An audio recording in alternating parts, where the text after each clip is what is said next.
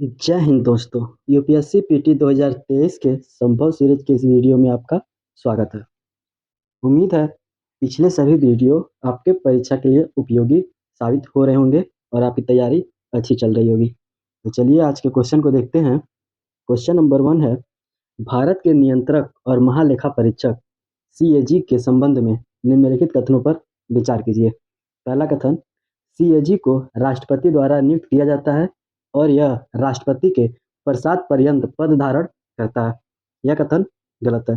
यह राष्ट्रपति के प्रसाद पर्यंत पद धारण नहीं करता है, हालांकि इसे राष्ट्रपति द्वारा नियुक्त किया जाता है। दूसरा कथन है, भारतीय लेखा परीक्षक और लेखा विभाग में सेवारत व्यक्तियों की सेवा शर्तें सीएजी से परामर्श के बाद राष्ट्रपति द्वारा निर्धारित की जाती हैं। ये कथन सही है।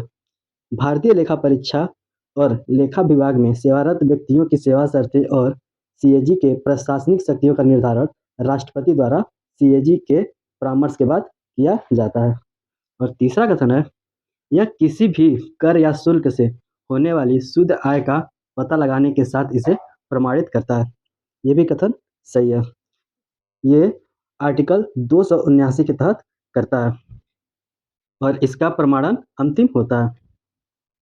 देखते हैं लिखा हुआ उपर्युक्त कथनों में से कौन सा कथन सही नहीं है। तो पहला कथन नहीं सही था इसमें, तो इसका सही उत्तर होगा विकल्प ए, केवल 1।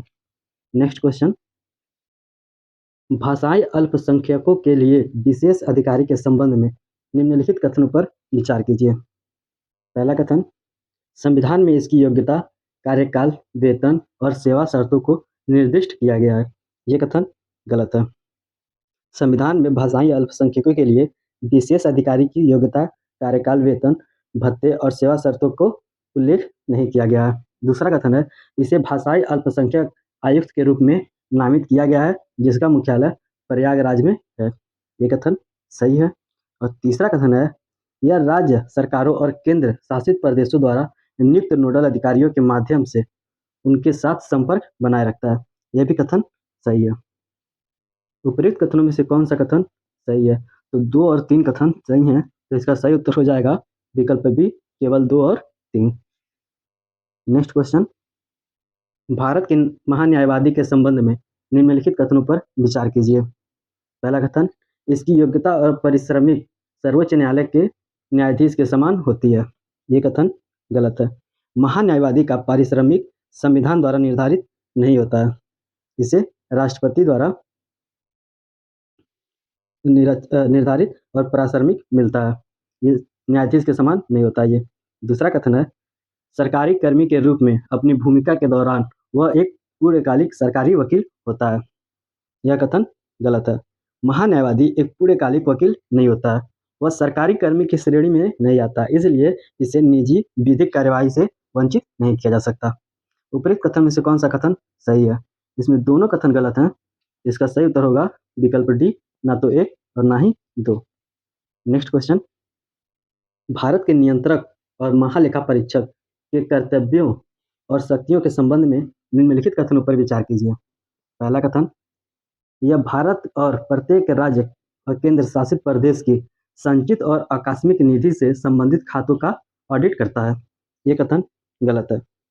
यह भारत की आकस्मिक निधि और भारत के लोक निधि के साथ साथ प्रत्येक राज्य की आकस्मिक निधि और प्रत्येक राज्य की लोक निधि से होने वाले सभी व्यय का लेखा परीक्षण करता है। दूसरा कथन है, सीएजी विनियोग खाते, वंचित खाते और सार्वजनिक उपक्रमों पर ऑडिट रिपोर्ट भी प्रस्तुत करता है। ये कथन सही है। सीएजी राष्ट्रपति के समक्ष 3 लेखा परीक्षक प्रतिवेदन प्रस्तुत करता है, जिसमें विनियोग खाते, वित्तीय खाते और सरकारी उपक्रमों पर लेखा परीक्षण का रिपोर्ट ऑडिट करता है। उपरोक्त कथन में से कौन सा कथन सही है? तो इसमें देखें केवल दूसरा कथन सही है, तो इसका सही उत्तर होगा विकल्प बी, केवल 2। नेक्स्ट क्वेश्चन है, राज्य के महाअधिवक्ता के संबंध में निम्नलिखित कथनों पर विचार कीजिए। पहला कथन, इसे राज्य विधानमंडल के दोनों सदनों या उसकी किसी समिति में बोलने, कार्यवाही में भाग लेने और मतदान करने का अधिकार होता है। ये कथन गलत है। इसे राज्य विधानमंडल के दोनों सदनों और राज्य विधानमंडल के किसी भी समिति की कार्यवाही में बिना मताधिकार के भाग लेने व बोलने का अधिकार होता है। दूसरा कथन है, यह राज्य मंत्रिमंडल के किसी सदस्य को प्राप्त सभी विशेषाधिकारों और भत्तों को प्राप्त करने का हकदार होता है। यह भी कथन गलत है। उपर्युक्त कथनों में से कौन सा कथन सही है? इसमें दोनों कथन गलत हैं। इसका सही उत्तर होगा विकल्प डी, ना तो 1 और ना ही 2। नेक्स्ट क्वेश्चन है, वन ओशन समिट के संदर्भ में निम्नलिखित कथनों पर विचार कीजिए।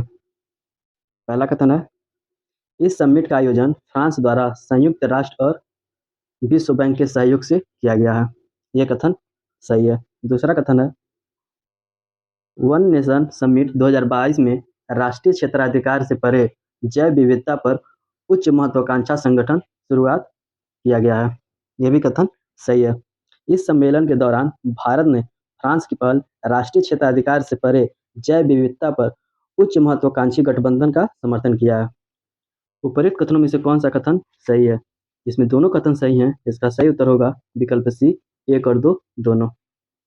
नेक्स्ट क्वेश्चन है, निम्नलिखित कथनों पर विचार कीजिए। पहला कथन, उपकर करदाता द्वारा अदा किए जाने वाले मूल कर पर लगाया गया एक अतिरिक्त कर होता है। ये कथन सही है। और दूसरा कथन है, उपकर सरकार के लिए राजस्व का एक अस्थायी स्रोत होता है। ये कथन गलत है। उपकर सरकार के लिए राजस्व का एक अस्थायी स्रोत नहीं होता है। निर्धारित लक्ष्य या उद्देश्य के पूरा होने के बाद इसे बंद कर दिया जाता है। उपर्युक्त कथनों में से कौन सा कथन सही है? इसमें केवल पहला कथन सही है। इसका सही उत्तर होगा विकल्प ए, केवल 1। नेक्स्ट क्वेश्चन, निम्नलिखित कथनों पर विचार कीजिए। पहला कथन है, मोटा अनाज जल या आदान गहन फसलें नहीं होती हैं।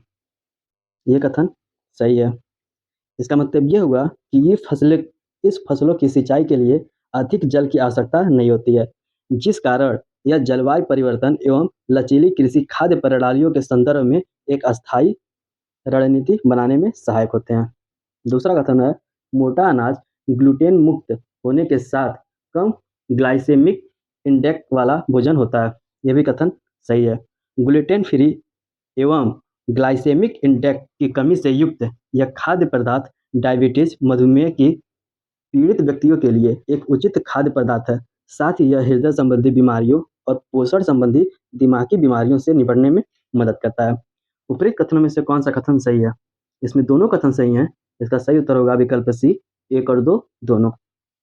नेक्स्ट क्वेश्चन है, निम्नलिखित कथनों पर विचार कीजिए।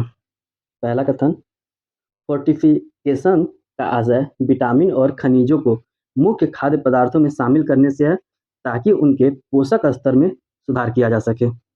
ये कथन सही है। फूड फोर्टिफिकेशन या फूड एनरिचमेंट का आशय यह है कि चावल, दूध और नमक जैसे मुख्य खाद्य पदार्थों में मुख्य विटामिन और खनिजें जैसे iron, iodine, zinc, vitamin A और डी को शामिल करने की प्रक्रिया से है ताकि पोषण सामग्री में सुधार लाया जा सके। दूसरा कथन है, सरकार ने पूरे देश में एक सार्वजनिक वितरण प्रणाली के माध्यम से फोर्टिफाइड चावल के वितरण को मंजूरी दे दी है। यह भी कथन सही है। सार्वजनिक वितरण प्रणाली के तहत चावल को फोर्टिफिकेशन और इसके वितरण पर केंद्र प्रायोजित पायलट योजना को मंजूरी दी गई है। तीसरा कथन है, सार्वजनिक वितरण प्रणाली के तहत चावल का फोर्टिफिकेशन और उसका वितरण एक केंद्रीय क्षेत्र योजना है। अगर जो देखें तो ये क्वेश्चन सही हो जाता है। ये कथन सही, ये भी कथन सही है। उपरोक्त कथनों में से कौन सा कथन सही है? इसमें तीनों कथन सही हैं। इसका सही उत्तर होगा विकल्प डी, 1, 2 और 3।